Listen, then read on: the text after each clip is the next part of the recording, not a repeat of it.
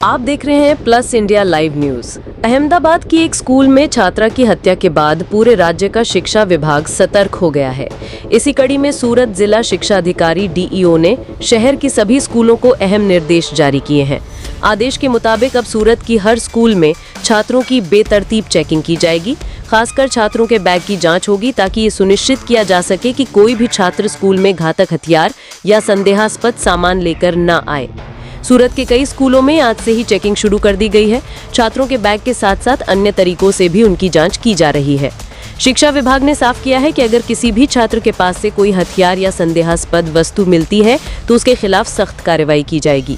अहमदाबाद की घटना के बाद अब सूरत में सुरक्षा को लेकर बड़ा कदम उठाया गया है ताकि छात्रों की सुरक्षा हर हाल में सुनिश्चित की जा सके।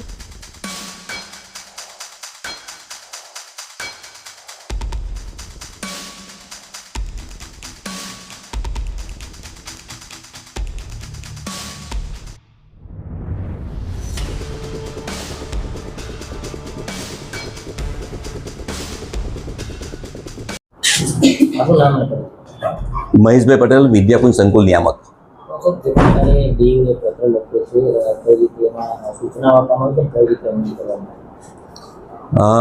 અમદાવાદમાં જે દુઃખદ ઘટના ઘટી એના માટે અમે ખૂબ દુઃખી છીએ। શિક્ષણ જગત હચમચી ગયું છે અને આ બાબતે અમે શું કરી શકીએ, કઈ રીતે સાવચેત રહેવું અને વિદ્યાર્થીઓને પણ કઈ રીતે આવું કૃત્ય કરતા અટકાવવા એ માટે સતત ચિંતન કરી રહ્યા છે। આજે જ્યારે જિલ્લા શિક્ષણ અધિકારી શ્રીએ વિદ્યાર્થીની બેગ ચેક કરવી, સાથે સાથે શિસ્ત સમિતિની રચના કરવી આ આદેશ કર્યા છે, ત્યારે એટલું ચોક્કસ કહું છું કે દરેક શાળામાં શિસ્ત સમિતિની રચના થતી જ હોય છે, પરંતુ હવે એમણે સજાગ રહીને કામ કરવું પડશે। એકલા માત્ર હવે ભરોસો રાખીને જો બેસી રહેશે તો ક્યાંક ને ક્યાંક વિદ્યાર્થી આવું જે સાધન છે શૈક્ષણિક, એ સાધનનો ખોટો ઉપયોગ કરી અને જ્યારે બીજા વિદ્યાર્થી પર હુમલો કરે ત્યારે આવી ઘટના ન ઘટે એ માટે સાવચેતીના ભાગરૂપે અમે હવે નિયમિત રીતે ક્યારેક સરપ્રાઇઝ રાખીને બેગ ચેક કરીશું। અમે વાલીઓને પણ હવે જાગૃત કરીએ છીએ, કહેવા માગીએ છીએ કે તમે પણ તમારા બાળકની બેગ ચેક કરો। તમે પણ તમારે પણ એવું સર્ટિફિકેટ આપવું પડે કે મારા બાળક ક્યારે પણ મારે બેગમાં કોઈ હથિયાર એવું લઈને નહીં આવે કે જે ઘાતક હોય, અને કદાચ સ્કૂલના જે કંઈ સાધનો હોય એ સાધનનો દુરુપયોગ નહીં કરે એ માટેનું કાઉન્સિલિંગ પણ અમે ચોક્કસપણે કરી રહ્યા છીએ। आप बने रहिए प्लस इंडिया लाइव के साथ। जल्द ही लौटेंगे अगली खबर के साथ। अपडेट के लिए चैनल को करें सब्सक्राइब।